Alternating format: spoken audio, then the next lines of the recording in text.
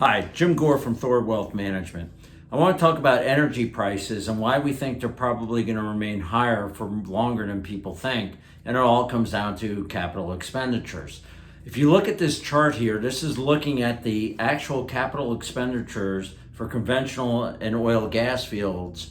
And it's more important to look at this chart. These are actual numbers. You can see that the capital expenditures were up to $339 billion back in 2011, 12, 13 it was high, but then it dropped pretty significantly to where it was almost a quarter of that back in 2016, and it remained low.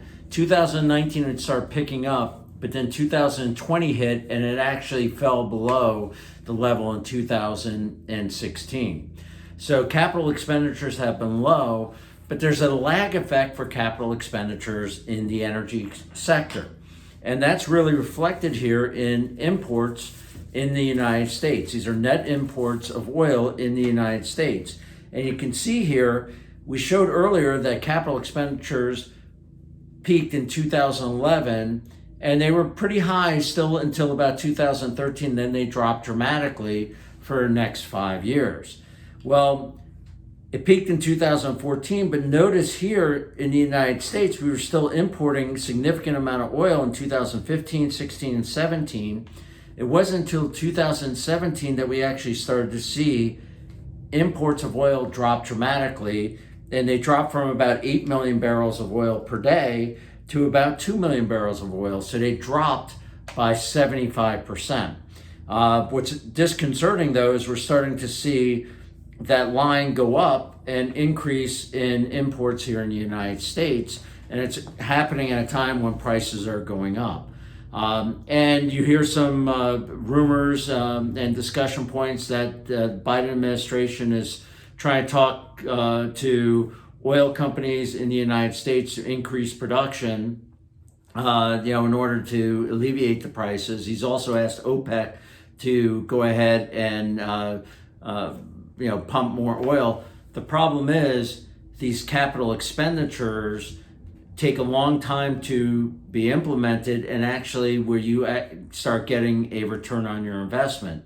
And so oil companies are going to be hesitant to do that, especially with an administration that is considering doing a carbon tax out there and making it unfriendly. So if I'm an oil company going to spend $1 billion or $2 on a project for a field, I'm going to be very hesitant to do that right now because I don't have clarity on what my taxes are going to be and what my return on investment is going to be. So that's why the capital expenditures are remaining low, and because of that, you're going to see an increase in prices in the future. Now, this chart I think is even more important because that in the United States we have some issues with what's going on with production, but it's even more acute in Europe. If you look at Europe, and this is looking at their natural gas production in Europe, you can see from 2000 to 2010 it remained pretty steady, but then it's dropped pretty dramatically. They're right now in 2021 they're going to produce 1/3 less natural gas than they did 11 years ago. So they're relying more on Russia for their natural gas.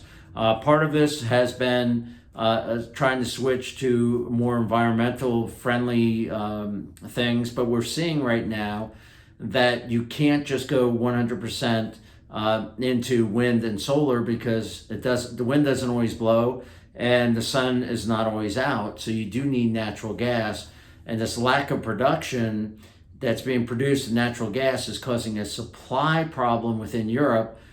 Less supply, more demand at a time that we're not having capital expenditures means prices are going to be higher, and they're going to be higher for quite some time until we actually start seeing CAPEX spending being used by oil and gas companies in projects, which they're very hesitant to do right now because of a lot of the things that are being pulled from not only here in the United States but within Europe on environmental issues, especially global warming.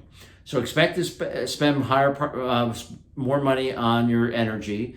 You can go back and look at our videos. The way we like to play this space is in the MLPs, the pipelines. It's a lot steadier business with great cash flows, and they're still selling for half the price that they historically have sold for.